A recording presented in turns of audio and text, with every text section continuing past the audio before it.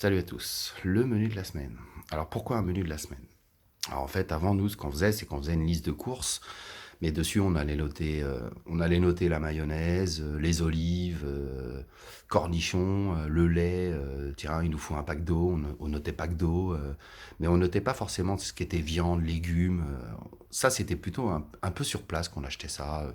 On regardait un peu les promos, on achetait parfois des barquettes, de 8 côtes de porc qu'on allait congeler par la suite.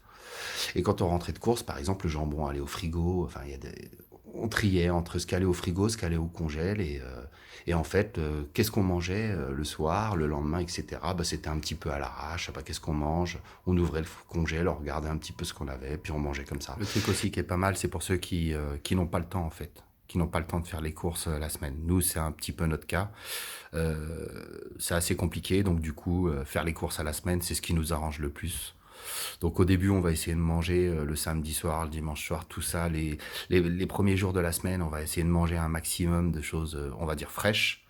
Donc stocker plus au frigo. Et puis en fin de semaine, on va taper des plats qui viendront plus du congèle. Alors nous au congèle, en fait, quand je fais par exemple un poulet basquez, je vais pas, on est quatre, je vais pas faire quatre cuisses entières, je vais faire 8 cuisses entières et je vais congeler les quatre autres en portions d'une personne pour parfois les placer le midi, par exemple. C'était souvent des plats incohérents. Et puis à la fin, quand on refaisait les courses et qu'on ravitaillait, on s'apercevait qu'il restait du jambon qui était déjà naze. Ou on jetait des choses, on jetait beaucoup quand même. Et donc, c'est chez un ami qui est cuisinier que j'ai vu qu'il avait un menu de la semaine sur son frigo et j'ai tout simplement copié l'idée. Donc moi, ça fait plus de 2 ans que je fais ça maintenant. Donc il y a eu une première où on a fait un essai, ça a duré 3 mois à peine. Et on est revenu, on est retourné dans nos travers. Et puis ça m'a saoulé de rejeter les choses, tout ça. Et du coup, on l'a redémarré une deuxième fois, mais là, on s'est dit, on le fait et on lâche pas. Et on lâche pas depuis plus de 2 ans. Et en fait, c'est devenu naturel. Donc comment ça se passe en fait? Et donc ça se passe ici. Donc nous, on démarre le samedi midi parce qu'on fait les courses le samedi matin. Et on les fait pour la totalité de la semaine. Donc le menu, il se présente comme ça, avec des midis et des soirs. Mais ce que vous pouvez faire aussi, par exemple, dans la famille, par exemple, s'il y a une personne qui suit un régime, vous pouvez scinder la case ici, par exemple, tirer un trait, mettre le nom de la personne et lui préparer un menu spécial. Nous, on a fait ça pour ma fille quand elle était à la maison, ma grande. Quand elle mangeait le midi, on lui préparait une gamelle. Donc on avait fait un trait à une époque, quand elle était là, tout le long, où il y avait marqué son nom. Et puis, elle avait des plats qu'elle emmenait le midi, en fait. Maintenant qu'elle est plus là, ben voilà, on est retourné au menu de départ. Donc, nous, on est quatre à la maison. Et donc, on va remplir ce menu la semaine d'avant, en fait, tout doucement, en mettant les idées derrière. Voilà. Par exemple, là, j'ai noté pommes de terre. J'ai noté pommes de terre tout simplement parce que on a 5 kilos de patates et qu'il va falloir les écouler. Donc, pommes de terre. Et puis, tout doucement, on va mettre des idées. Par exemple, là, qu'est-ce qu'on a? Oignons, colombo, frites. Voilà, poulet, carottes, enfin voilà. Avec en sandwich. Voilà. On avait fait des sandwichs de poulet colombo, etc.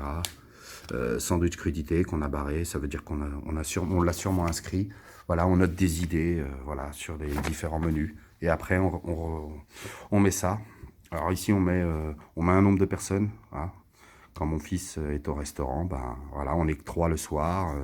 Ici, le midi, parfois, on est que deux. Donc parfois on est trois, etc., etc. Voilà. Donc moi je trouve que ça a plein d'avantages. Hein. Ça a plein d'avantages dans le sens où on maîtrise un petit peu ce qu'on achète, on sait ce qu'on va manger. Donc s'il y a des choses au congèle, on va les sortir la veille, on regarde le menu qui est sur le frigo et puis on sort le truc pour le lendemain.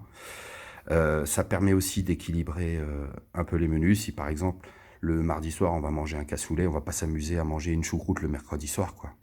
Donc on essaie d'espacer les choses. Un coup ça va être un peu gras, un coup ça le sera moins. Voilà, on peut jouer là-dessus. On a une semaine en fait pour concocter le menu. Nous, ce qu'on fait, c'est qu'on garde les anciens menus. Alors, ils ne sont pas tous là, hein. Vous imaginez 2 ans de menus. Donc, de temps en temps, on en jette. Mais voilà, quand on n'est pas là le week-end, ben, on barre. Voilà.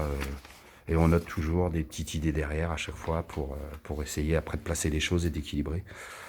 Pour les idées, ben, soit de temps en temps, ça nous arrive de regarder les anciens menus qu'on faisait. Tiens, bah tiens, ça fait longtemps qu'on n'a pas mangé ça, on va le refaire.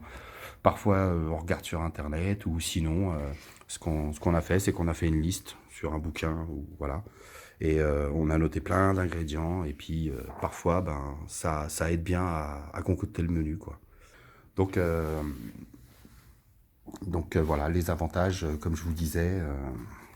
Donc il y a quand même, on maîtrise un petit peu, on maîtrise mieux les choses, on peut équilibrer les repas, ça évite le gaspillage, ça c'est indéniable. Et puis ça permet aussi, quand on a, comme moi, 5 kilos de patates là, que j'aimerais bien écouler, ben voilà, ça permet ça aussi. Voilà pour le menu de la semaine. Ciao.